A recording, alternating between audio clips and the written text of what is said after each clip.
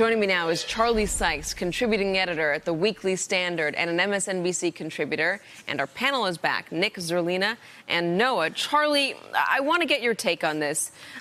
Republicans seem to have gotten the signal that if the media is attacking Donald Trump, dig in their heels, don't worry, the poll numbers will go up. Kind of the same thing happened during the election. Whenever the reporters or the media was criticizing Donald Trump for something that he did that was inappropriate at the time, going after a Gold Star family, whatever, Judge Curiel, it felt like Donald Trump supporters would dig in their heels and his poll numbers would go up.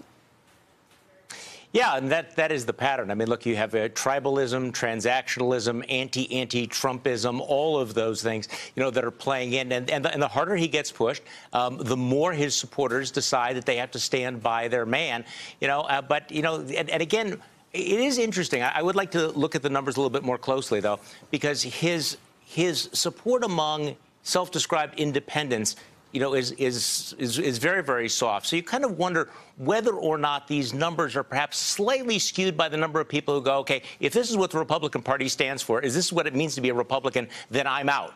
And therefore, they don't self-identify. But there's no question about it that the base is sticking with him. And that obviously explains why members of Congress are also sticking with him and reluctant to take any strong action. It also gives us an opportunity to replay this soundbite, perhaps the most infamous soundbite from the campaign, which is now officially 2.5 years old today. Listen to President Trump. My people are so smart. And you know what else they say about my people? The polls. They say, I have the most loyal people. Did you ever see that? Where I could stand in the middle of Fifth Avenue and shoot somebody and I wouldn't lose any voters, okay? It's like incredible. I was going to say, listen to President Trump talking about Fifth Avenue before I got cut off. Charlie, does that still ring true? Yes, obviously it does. And we're seeing this played out on a weekly basis. I mean, how many times have we had this conversation? Okay, is this the straw? Will this be the turning point? Will this finally, break this lockstep Republican support for Donald Trump? And nothing does at this point. So the extraordinary thing is not that Donald Trump turned out to be who we thought he was. The extraordinary thing has been the degree to which conservatives and Republicans have adjusted and adapted themselves and their standards and, frankly, their morality to Donald Trump.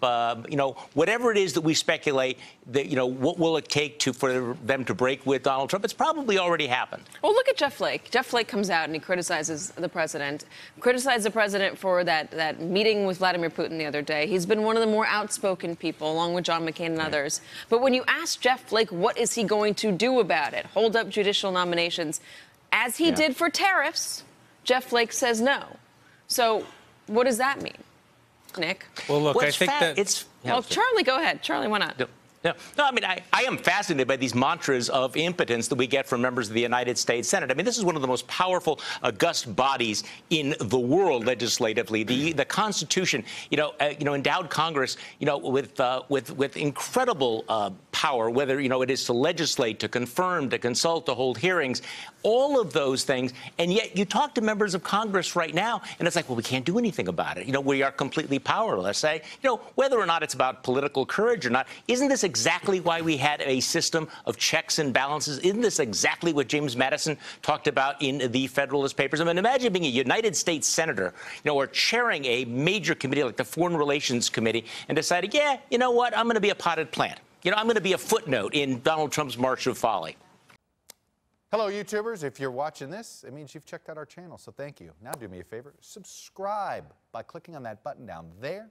Click on any of the videos to watch the latest interviews and highlights from MTP Daily and MSNBC. You can get more Meet the Press content every morning in the First Read newsletter. If you're tired of content that you don't know anything about where it came from, you don't have to have that problem with us. NBC News, MSNBC, MTP, and the Meet the Press mindset right here for you on YouTube. Subscribe now.